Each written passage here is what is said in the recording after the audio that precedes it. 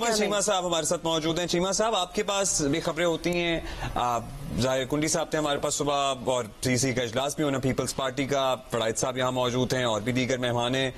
کیا لگ رہا ہے آپ کو, پیپلز پارٹی بلوچستان میں گورنمنٹ بنائے گی, صدر پاکستان کا عہدہ لے گی, یا چیئرمین سینٹ بھی لے گی ساتھ ساتھ, اور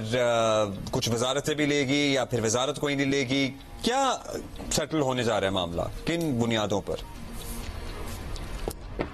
کیا پتا پیپلز پارٹی سب کچھ ہی لے جائے, وہ جو صدر کی پوزیشن ہے وہ بھی لے جائے, کوئی بلوچستان کی سیٹ بھی لے جائے,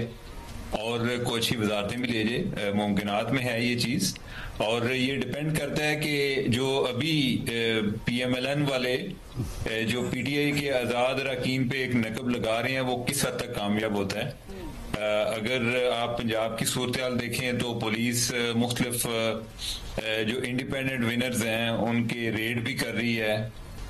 اور کچھ جو ہیں ان کے ساتھ نیگوسیشن بھی چل رہی ہے, اور کچھ ایسے لوگ بھی ہیں جو کہ بیسیکلی انڈر گراؤنڈ تھے اور اس دوران انہوں نے الیکشن لڑا. اب انہوں نے باہر کس طرح نکلنا ہے, کیا وہ صرف پی ٹی آئی کے ساتھ جا کر باہر نکل سکتے ہیں, یا انہیں اپنی پارٹی بدلنی پڑے گی؟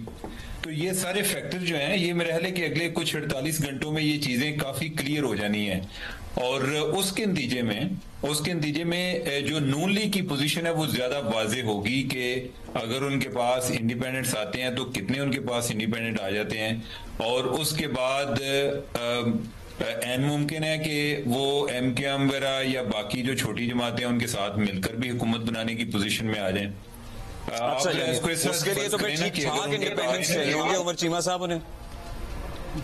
اگر ان کے پاس 100 سیٹیں بن جاتی ہیں, ہم ایک مفروضے پہ بات کر رہے ہیں کہ 100 سیٹیں بن جاتی ہیں, جس کا ان کا بیسیکلی دعویٰ ہے کہ کوئی ہمارے پاس کو 25-26 جو انڈیپینڈنٹ آ جائیں گے.